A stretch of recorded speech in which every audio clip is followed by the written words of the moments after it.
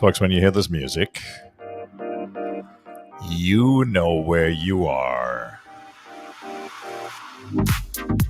You're at another episode of Raw Rants. Welcome, welcome, welcome back to all the old friends. And most certainly, what's always the most important things and people are the new friends. Today, I have an episode for you. You're not going to believe it, who and where we're talking to. We're going to talk today all the way to Phnom Penh in Cambodia. Little town. If you think U.S. cities are big, that's about 2.5 million people living there as well. We're talking to somebody when he was young. Not only did he want to, but he was the ice cream man. Because one of the things he shared with me is everybody's happy to see you and everybody loves you. And that's what we as human beings, that's what we want. He is a teacher, and we're going to talk more about that a little bit.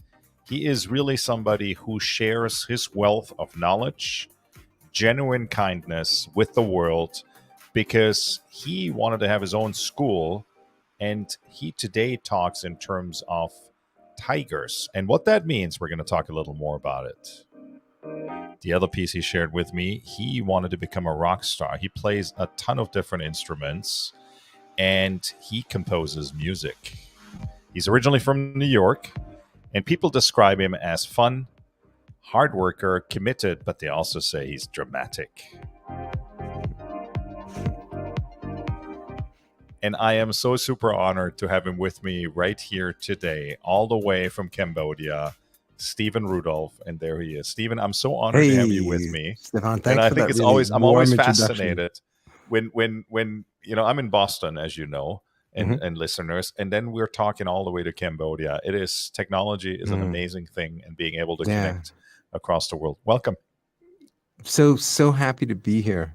You just have such a great voice. Like it's really awesome. It's inviting and it kind of makes me feel. You made me feel special. I just want to thank you. Know You are special. I've learned this in our first conversation, and I tipped on a few things already. I mean, I think the thing which as I was reading over my notes after our conversation. One of the things that really stuck with me, you were the ice cream man, and everybody is happy to see you, and everybody loves you. In the context of what we're talking about today, give us a little bit insight into that, why even from the perspective where you're at today, that's such an important emotion to enjoy, and being able to say, no, people really love me, they like me, because we want to all be seen and recognized, right, as human beings. Oh, totally. In fact, if you think about it from the opposite perspective, I was just talking to a friend today. We were having like a deep philosophical conversation. And he just came back from a retreat, a silent retreat. And one of the things he told me that he realized he had to meditate, like an exercise that was given to him, meditate on what hell is. And he said that what he came away with is that hell is if you were in total isolation, where you couldn't be in contact with anybody. And we think about this, if you've ever seen movies or you watch documentaries, when typically like prisoners, right? They're put in isolation. It's like the thing that they dread the most, and they quite often go insane if they're put in there for long periods of time like that. So the exact opposite of that would be to be welcomed and to be loved and to be cared for by everybody. And so, I think we see that like with celebrity, when people are famous. So it's like people you don't even know love you. So there must be, like, I'm not famous, but there must be like that sort of feeling when people express love to you and you don't even know them. It must just be like wonderful and overwhelming. I'm sure it also comes with its downsides that people want to take pictures of you every place. No doubt about it. We read about that all day too. So talking about, kind of being liked, being cared for and nurtured for, or maybe some of it is self-nurture. I also know, maybe we'll start with the work you're doing today in regards to being a teacher. I know you shared with me, I don't believe you have formal training for that. Right. And you started teaching and you wanted to have your own school. At the beginning I didn't. Yeah. Right.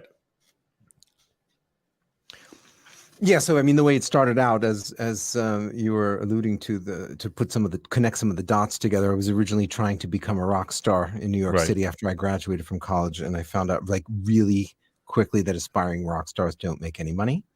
And so when you have to pay the bills with real money, you have to get a job. And as it was in the early 90s, the days before monster.com and all these, LinkedIn, I was looking for a job. And what do you do? Like, hey, you look in the newspaper, you like walk down the street, you look for signs that say you need people to work. We need you. And right. And so I happened to look up and to the right, and there was a sign that said wanted English teachers. And so like, okay, right, no English, how hard could it be? And when I got the job and I started teaching, and in my first class, it was like I had this epiphany. It just hit me like a ton of bricks. And I'd never done it before. I'd never taught before. I was like there in the front of the classroom, and I just started connecting to the students, and it flowed naturally. And I was like, oh my God. And maybe about 30 minutes into it, I heard the voice from the sky that's like, Steve, you're not a rock star, you're a teacher. Yeah. I was like, I got it. Wow. So I love it. And what was amazing about that, Stefan, is that, I wasn't prepared for that moment. I had it's like everything that I had been doing my entire life that led up to that. It was like, okay, I've done this, I've gone to college, I'm into music, I'm going to go. And then it was like, I was not expecting that day. And then it just opened, my whole world just transformed in that one moment. I love it. Now, when you say your whole world transformed, tell me and tell us, as and all the listeners, also a little more about this. What was kind of what evolved for you? What kind of developed from there on out? I mean, we all have these aspiration and dreams. Yours was, I mean, you still today, music is a big part of your life.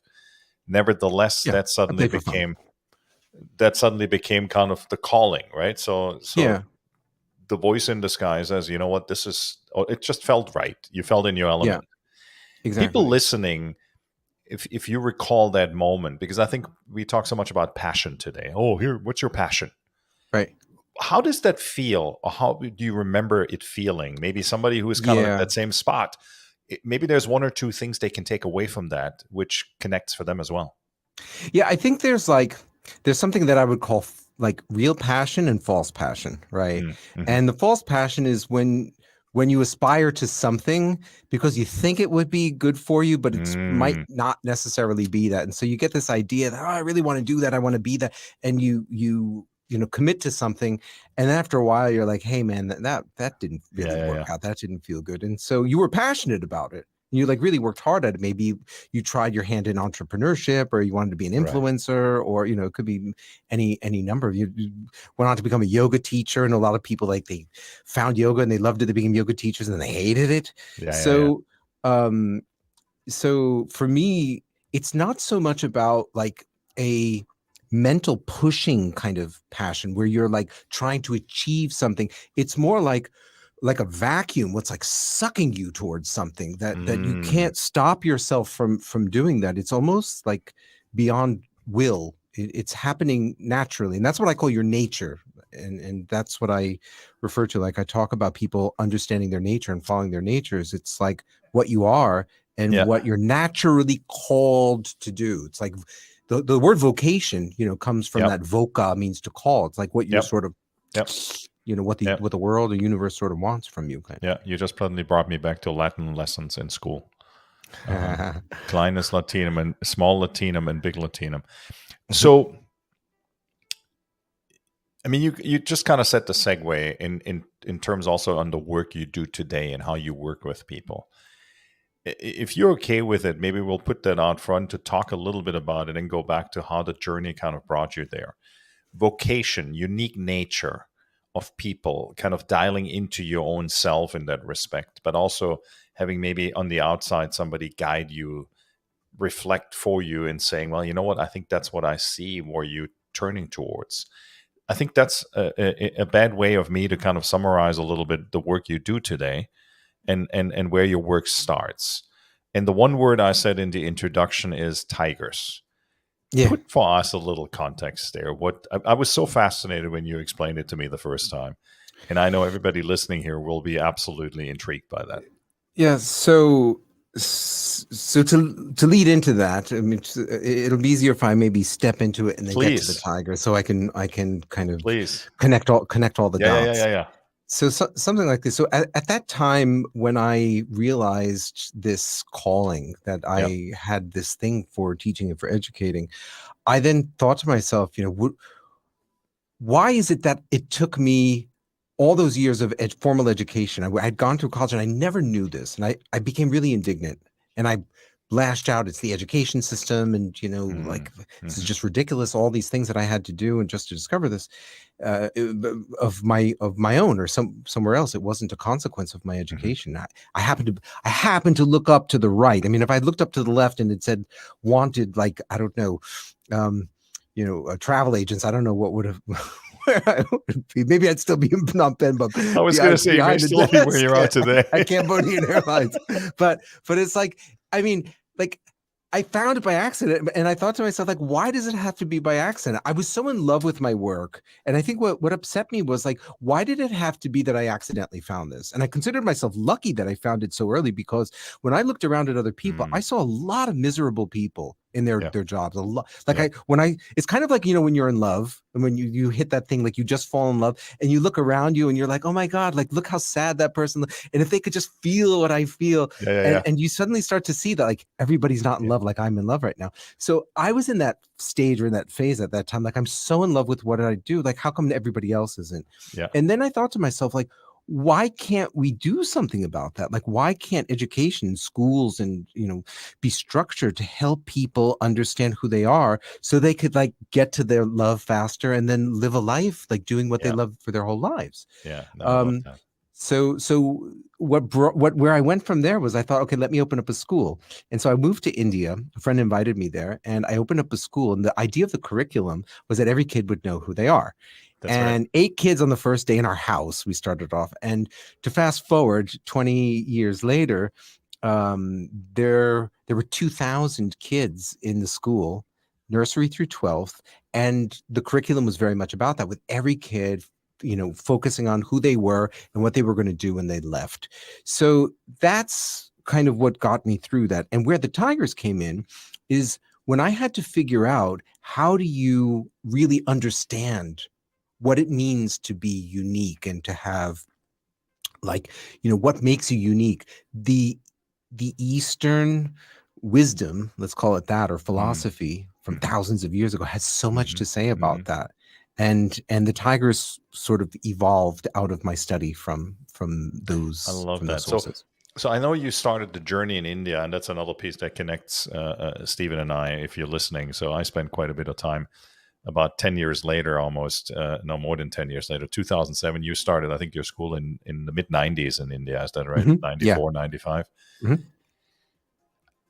How have you seen, in the context of what, and I'm going to be a little cliche now, what the world needs in terms of education, or what the world tells us education is and should be, from the perspective that you started with the motivation of, this is drawing me, this is where I want to be, I Mm, want kids to know who they are, I want to help them figure out, what to do with mm, their heart and soul and life.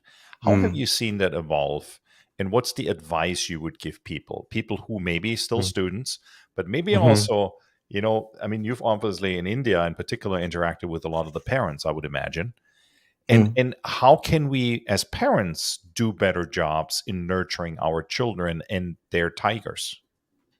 It's a So complex, big question. So yeah, you it's break okay, it but down. I do, and I have an answer for it, which is the formal education system that we have now is sort of, it's a system that was developed, or at least was introduced, like, 200 years ago. Hmm. Before 200 years ago, you didn't really have the formal education system you have now, which is like this sort of factory education That's system. right. It is an outgrowth of the industrial revolution, when people used to go to the factories. They used to have these little adjunct places where they would put the kids while the workers were working there, Yeah. and those became like the first Yeah. real formal schools. And then once that started to happen, when cities started to develop and grow, then schools needed to sort people to figure out, all right, who's going to go on to higher education, and who's going to become, an Yeah. administrator, and who's going to become a carpenter, and whatnot. And so with the rise of mass production, you also Mhm. have this mass education. And So our education system, the buildings that you see with the bells Yeah. that ring, et cetera, that's still very much like this anachronistic kind of thing. Because now, you could kind of learn anywhere at any time, and we don't Right. need to have it like that. But we're sort of stuck with these Yeah. Yeah. Yeah. Yeah. systems. Yeah. And people are doing a lot of innovative things. You have homeschooling, and you've got different kinds of innovative schools, but those are more on the fringe. Hmm. Still, the mainstay of education largely looks the same. And to tell you the truth, I moved away from formal education only because I thought that the difference that I could make was not within that system.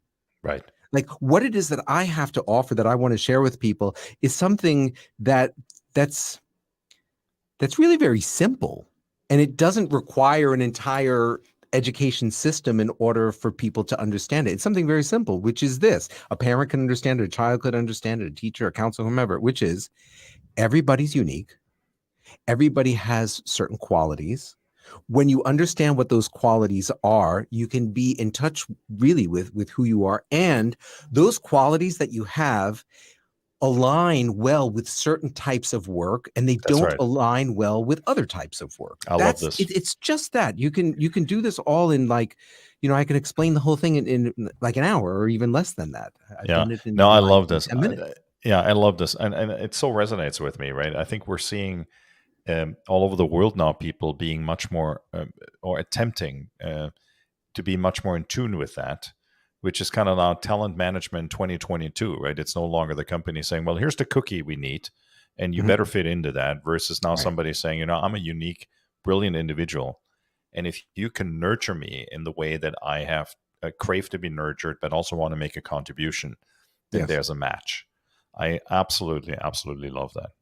Yeah. Well, I think the thing we also have to recognize is that, like in traditional workplaces, because the pace of change or growth or innovation in Hmm. the past wasn't nearly as great. So it was like you would choose a Yeah. major, you would get a degree in that area, you would go to work for a company in one kind of role, you would move up within that company, and then you graduate, they give you a watch, and you retire, and that's how it was. But now it's like, you know by the time they put out a job spec for somebody to hire them, by the time that person gets hired, like that spec could have changed completely. Absolutely. And Absolutely. now you've got all the gig economy, and you've got a freelancing website, so you can hire on demand. Yeah. So things are really changing. And now so that's why I focus so much more on the individual. First of all, I do some work with companies, but I focus a lot on individuals because individuals need to constantly um, adapt to the Right. situation. And the thing is that the thing that changes the least in the entire equation is your nature. It's almost like, when sailors, used to sail by the stars. You sail by the stars because that's the thing in the environment Yep. that's changing the least. The Yep. water's moving, the clouds are moving, the sun is moving, but the stars are pretty much, sort of, they're kind of Yeah. consistent. So when we're navigating this rapidly changing landscape, the best thing you can do is stay close to the who you are part. So if the job things, you've probably faced this before in your life. You're doing some sort of work, and now suddenly the job spec changes, whether you're individually, independently employed or employed by somebody else. And now suddenly you're doing some stuff that's not what you were supposed to do, but you have to do because like Bob was just like let go, and now you have to like take off 20% Bob's work, and Sally was also moved someplace else, and you're picking up 30% of her work, and you're like, what the heck is this? So our ability to be able to create environments for ourselves and navigate that. Yeah. So, the thing that stays constant is that our natural abilities are sort of like tuned into the work that we're doing. Mm. That's a skill. And that's like Mhm. not something that like I don't think schools can necessarily change, but that's something if you just catch the concept, you'll be able to do it. Yeah, no, I love what a great description. And it's like as I sit here and listen to you and I reflect, I'm going, yeah, that's happened quite a bit, right? I mean, particularly when I was still working in hospitality until the late '90s, you kind of go, wow, and so I got to do this and I got to do that, and I think that's the nature also. We want to be of service to each other. I mean, at least I always was, and you want to be kind and you want to be supportive, and then suddenly you get sucked into this vortex of doing something that may not even be the original nature of who you are and what you want to do. Sure. So, talk a little bit about your work today. and how people work with you, and what is Mm. kind of the intention of your work in terms of the impact you're looking to make. Sure. So what I did was one of the first things I did was to create a tool that helps people to figure out what their natural abilities are. So I call it the MN test. It's an assessment, takes about 15 minutes to do, and it will identify which of the 19 traits, like I call them tigers. Tigers like to eat. These are your natural abilities. And it will show you like which are the big ones, which are the medium-sized ones, and which are the small ones. And when you know that, what our system will do is it will identify, let's say, careers that match with your particular set of tigers, right? And we've got thousands of careers in the database, and your personality type, like, there are different models that are out there, and some will say, there are 16 personality types, or there are like 9%. In my model, we can account for 10 quadrillion different types of personalities. So it's nuanced, is what I want to say. We can really get a high level of granularity for how unique somebody is, and then match them with the type of work that would be valuable to them. So, and I'll give you a for instance so you would see how it works. Like, there's a quality which I call a protective nature. So this is a tendency that some people have, where Yep. they love to prevent harm, loss, injury, injustice, wrongdoing, and you'll see them. They're the ones who will point out people's mistakes, or if somebody's not wearing a seatbelt, they'll tell them to wear it. If somebody throws something on the floor, they'll tell them to pick it up. If they're the ones who go out to change.org and maybe launch a petition. So, I mean, those are the ones who are like highly protective, right? Yeah. And so if somebody were naturally protective, and then let's just say that their body, their like athleticism was really pronounced. So if their protective nature is prominent, and their bodily capacity is also prominent. So it's like, I protect through my body. I protect through my body. So that would lead somebody or incline them to want to become maybe a police officer or a firefighter or a security guard or something like that. So it's this protective nature that's driving them. And it's this bodily capacity that's allowing that protective to come out, right? But let's just say that their body is not necessarily very athletic, but they're really good with language. So that protective thing is there, and their language thing is that they want to protect through language, protect through language. Well, that person might become an editor or a proofreader, so they're protecting mistakes, or they might become a lawyer, right? So they're protecting with language. Or it could be someone who's in cybersecurity, right? Where they're protecting using computer language. So you can, this is how we define some examples of how it actually works. And so that's determined by the test. And then we've got about 200 people that I've trained in this method that will work with people to figure out how to help them make a transition. So if you're making a job transition, or you're a student and you're trying to figure out what it is that you want to do, how to identify your nature and then choose the job, or how to, if you're in one job and you're trying to leave another, or you're not in work and you're trying to get back in. So there are many ways to apply this depending upon what your circumstances. I love this. I love that. How have you developed kind of the intelligentsia behind it, in terms of saying, well, based on traits, based on responses, based on particular, not even behaviors, but instincts people respond to based on prompted to be responding to questions? Is that research? Is it interviews? Is it just kind of captivating all the various, from kids to adults, that you've worked with over the course of the career in the last 30 years? So the interesting thing, the way that how do you go about making like even a psychometric framework and then a test and all that stuff? Yep. The funny thing I want to share with you is, like, along the way, I was once looking to buy a book on how to make psychometric tests, like way back when I was learning.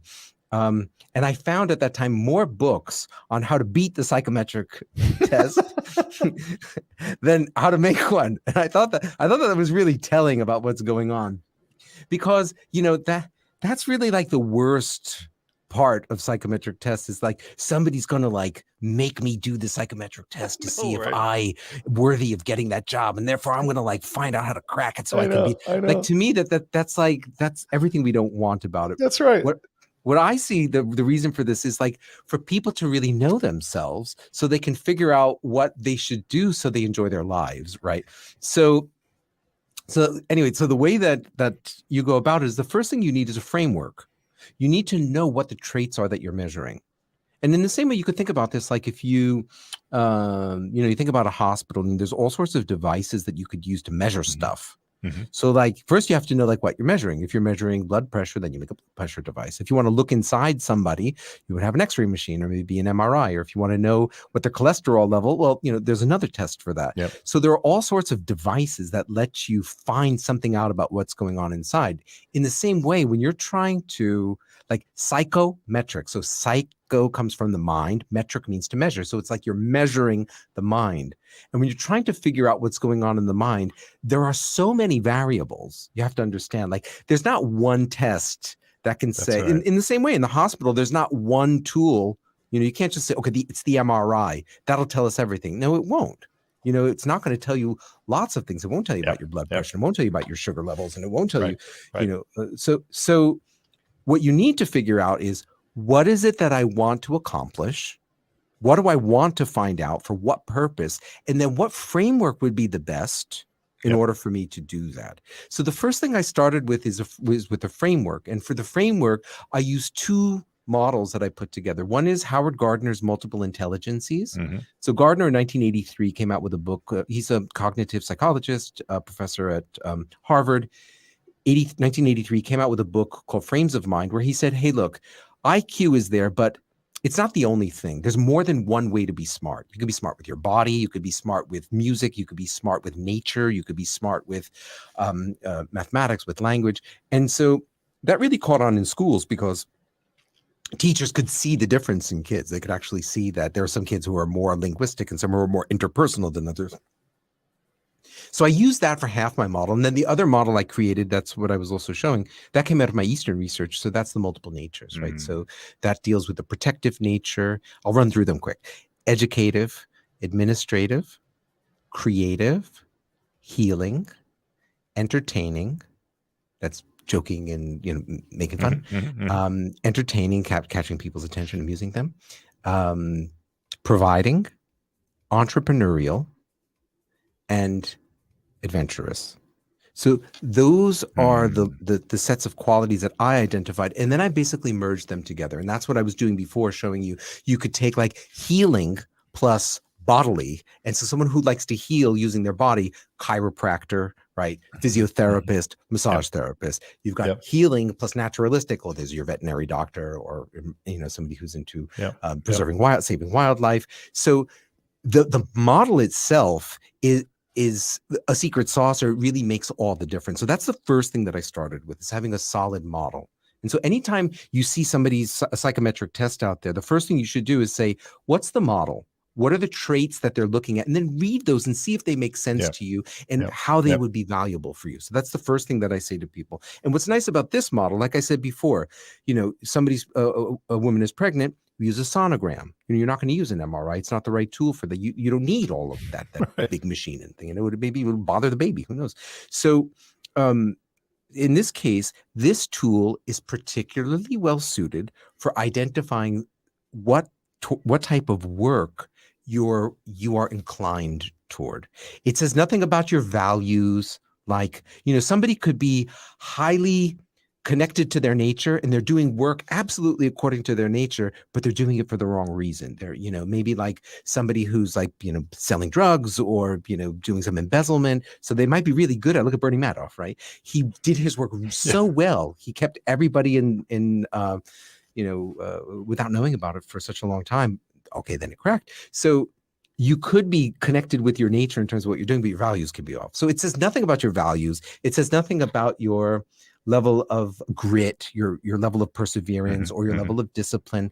Those are all on, or your emotional intelligence, to what degree you can manage your emotions. These are all, those are the EKG and the EEG and the, right? They're all different sort of tools. But this model in particular focuses very specifically on how to figure out what you're inclined to do in terms of providing a service that's of value or utility to society. That's what it does specifically. I love it.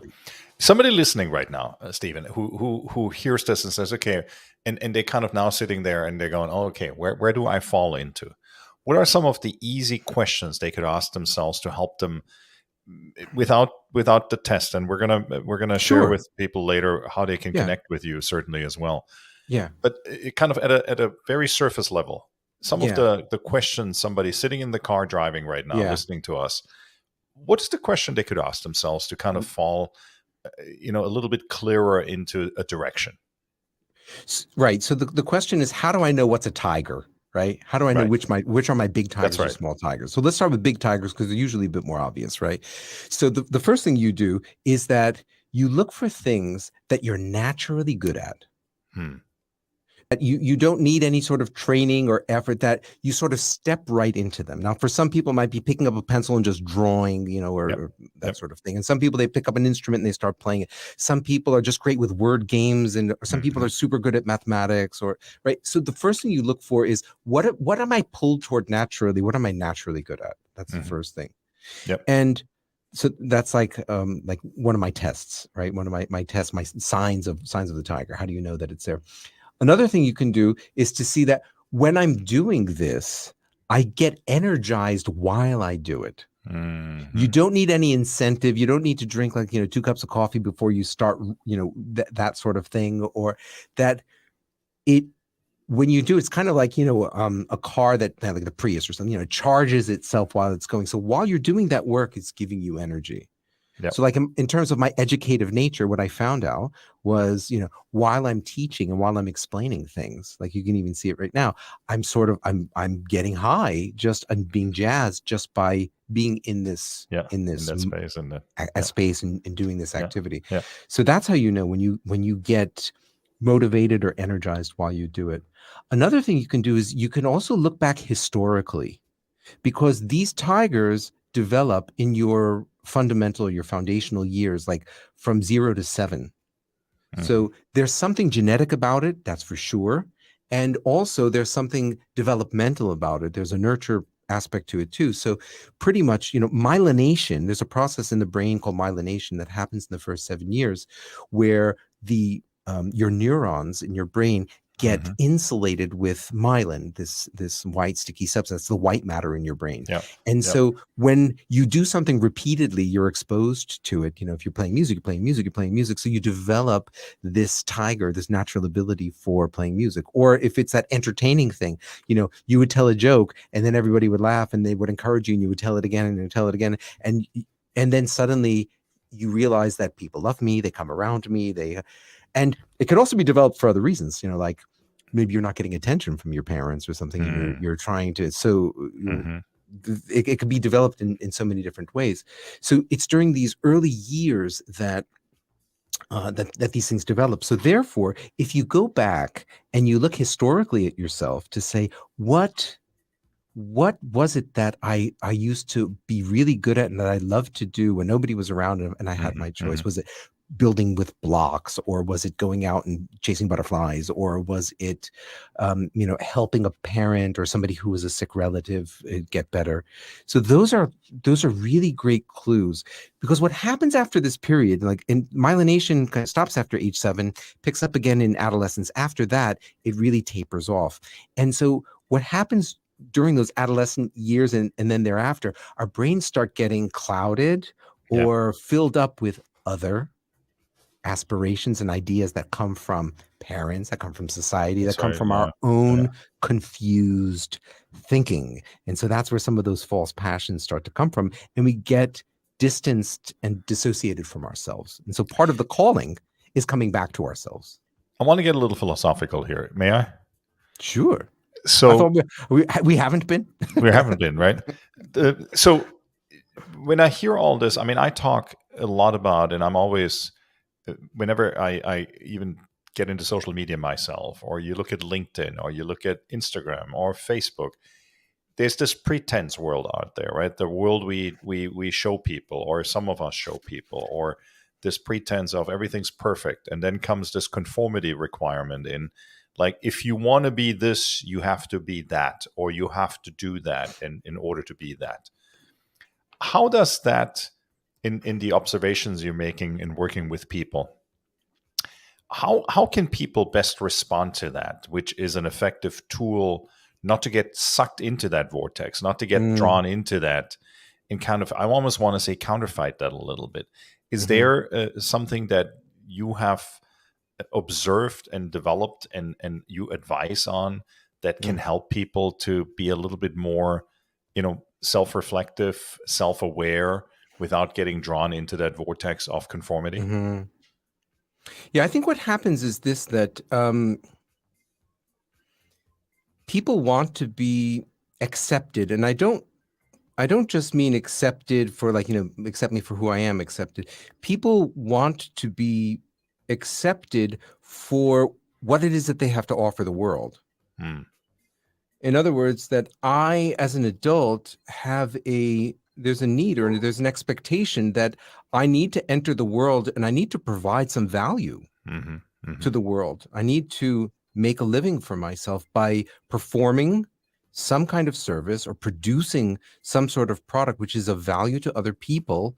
So I'm rewarded for that, and then I can use the remuneration that comes to me to establish a life and to lead a good life for myself. Hmm. So Hmm. people want to and need to do that. That's an expectation that's put on everybody, and that's the whole purpose, right, of the formal education system. Right. But what Right. happens is that, you hear about this word imposter syndrome, right? Yeah. What's that all about?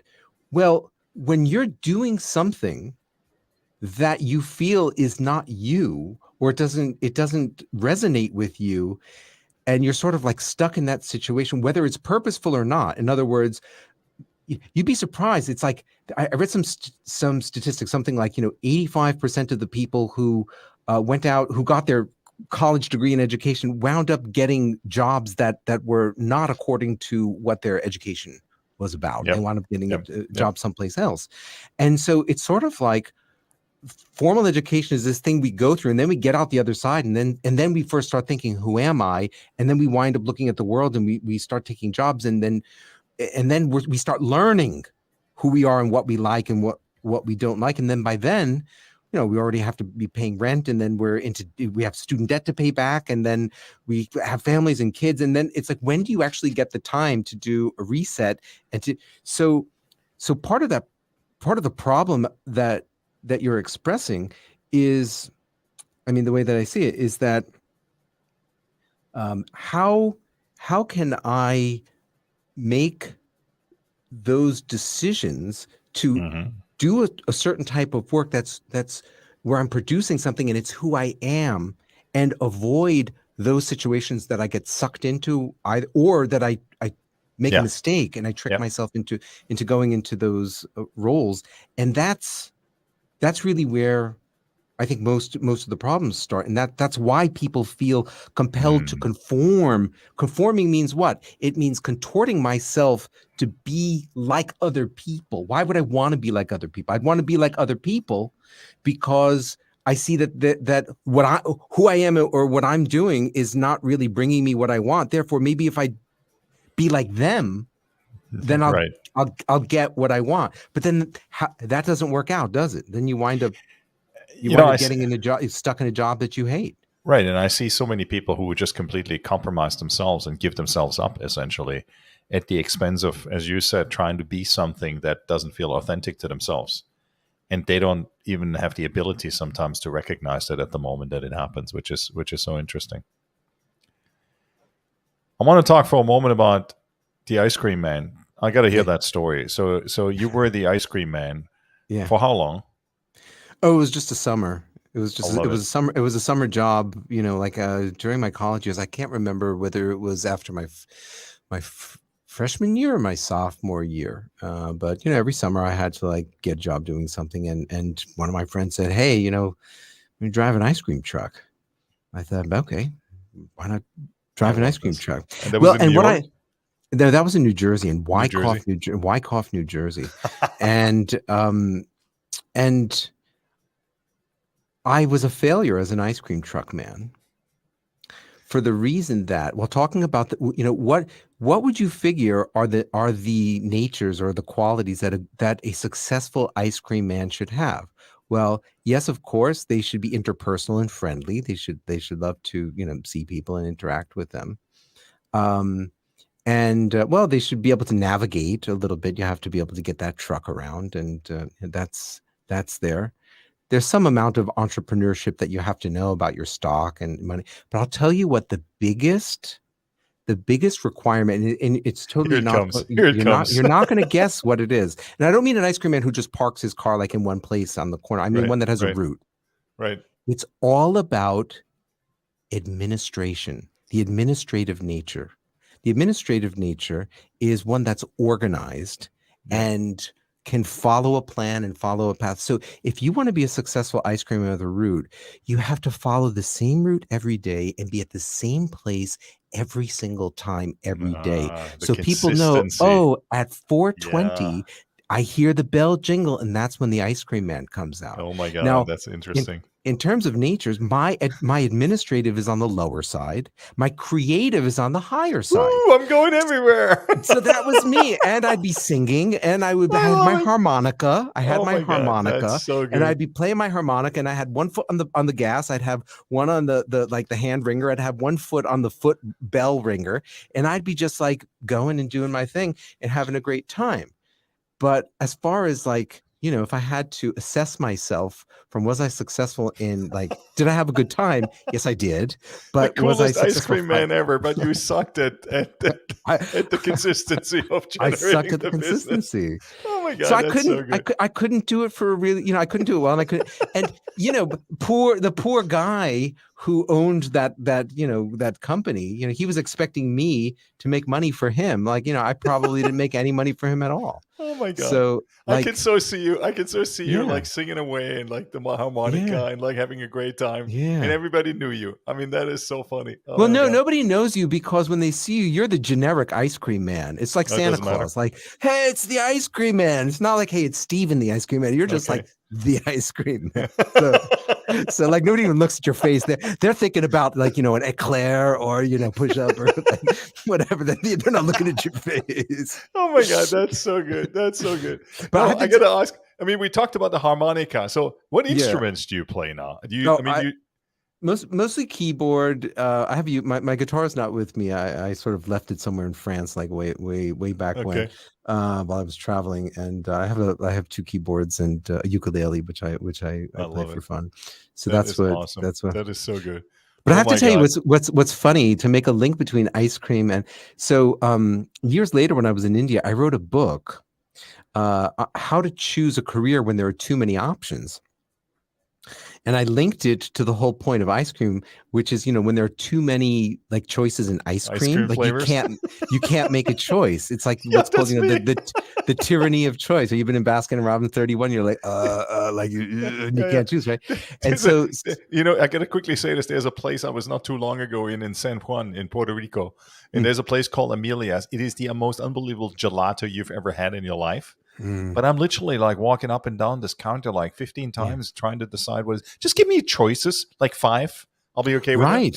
Yeah, there's a whole science around this. It's called the tyranny of choice. And so the book title, I eventually told the publisher in India, I said, I want the book title to be Solving the Ice Cream Dilemma: How to Choose a Career When There are Too Many Choices. And at first they said, no way, like, people think it's a cookbook or something. And they eventually agreed. And so the book was written for parents. This was like, maybe about 12 years ago. And it was written for Indian parents, but the basic idea was just that when you've got too many choices, Yeah, like how do you make a choice? that's right. And the answer is this, and I'll give you the tip. So the next time you go for the gelato, you'll be able to walk in there like a star, and you'll be able to just like, get your choice right away. So like if you've seen Who Wants to Be a Millionaire, right? Yeah.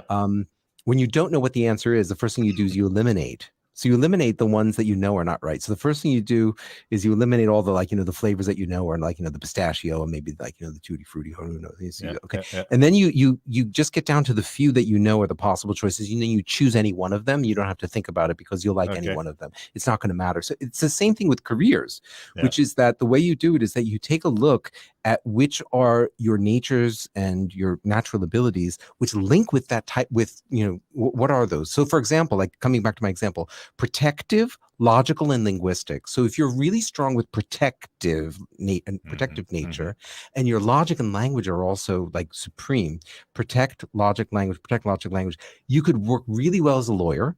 Mm-hmm. You would love it if you did it because you'd be protecting people and clients Yep. and you'd be using Yep. logic and language all Yep. the time. And you'd also be good in cybersecurity Mm-hmm. because you're protecting there and it's logic Yep. and language protecting. Yep. And what's interesting in this case, my brother happened to have gone from one to the other, even like, unbeknownst to him, but it was a natural attraction. He started off in law and he eventually got into cybersecurity. So although it might look like you've transitioned to a completely different field, when you pick up the hood and you look underneath, it's still virtually the same basic qualities. So what you do is you like I said, steer by the stars. You figure out what those natural abilities are, Yep. and then Yep. and then you can look at 4 or 5 different jobs, even if they're from different fields. If you went into any one of them, you would like doing that particular type of work. And so that's the quote unquote, the ice cream dilemma, approach to picking careers. Know So what this your is taste is. Know what your so I natures love this. are. This is Stephen Rudolph's advice on being a modern wayfinder for yourself with ice cream. Exactly. I love it. I love it. It's like the Polynesian tradition continued with ice cream. Stephen, if people want to get in touch, I mean, I am so intrigued. I mean, I want to talk another hour, but I want to be respectful of your time. That's When okay. people want to learn more about you, and Yeah. I guarantee you, this everybody's listening Mm. is going to go, oh, I got to learn more about my tigers, about Mhm. this test he Mm. talked about, et cetera, et cetera. How do people get in touch with you? How do people find you? Yeah. So I tried to make it really easy. Feedyourtigers.com. There you go. So you have to remember. So Yeah. FEED, your YOUR, tigers, plural.com. I love it. Feedyourtigers.com. I got to take Yeah. one of those tests.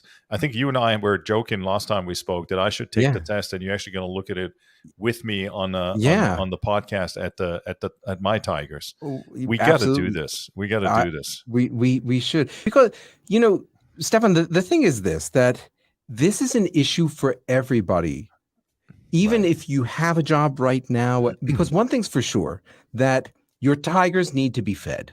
Yep. In other words, like I have this educative tiger, I need to teach.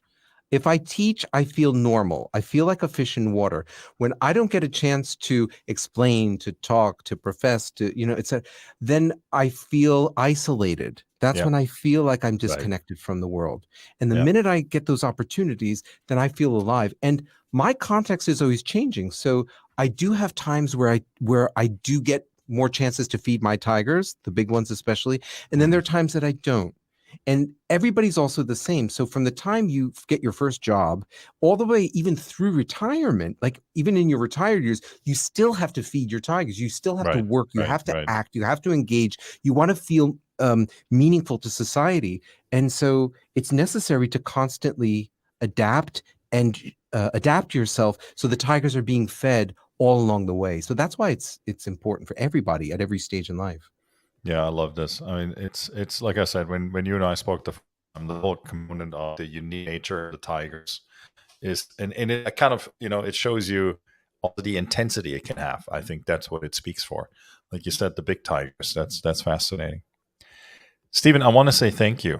This has been very, very inspiring, and I know everybody's listening is going, okay, I got to learn about my tigers. I got to take this test at feedmytigers.com. Feed your tigers. Feed your tigers, not my Yeah. tigers. I got to feed my Yeah. tigers, but feed your tigers Yes. because you're Yes. feeding us. So That's right. feedyourtigers.com. Yes. And any other way people can get in touch with you? Any other good channel to connect with you? Our other website is multiplenatures.com. That's the company website. So if you go to multiplenatures.com, you'll see more of the programs that we offer. So like there, people will be able to see things like we have a program for students who are 14 to 18 trying to figure out their career paths, Nice. and practitioners, people who are guidance professionals looking to help others find their tigers and feed their tigers. We have a program. So those are the two best places I would say. And then those also branch off into social media. And so you can find us on, Facebook, LinkedIn, YouTube, and all other Fantastic. places. Fantastic. Stephen, thank you. I want to Thanks, really, again, appreciate you and the time you spend with us. Anybody listening, you probably know that we just started the tip of the iceberg of the work that Stephen does. And if you want to learn more, feedyourtigers.com and multiplenatures.com. Both of them will bring you back to Stephen. Guys, when you hear this music, you know it's the song which has the title At a Time. And Stephen, thank you from the bottom of my heart once again for spending time with us all the way from across the world, a part of the world that I've grown very, very fond of, and certainly the Southeast Asia connection we have there. Folks, if you want to follow us, if you haven't done that yet, please do so. Go check out Stephen's works at feedyourtigers.com or multiplenatures.com. And at the end, when this song plays, there's really only one thing left for us to do, besides you subscribing and becoming an old friend next time, if you're this time a new friend, and coming back and listening more to us. And there's only one thing left, and that is Stephen and Stefan, and we're out.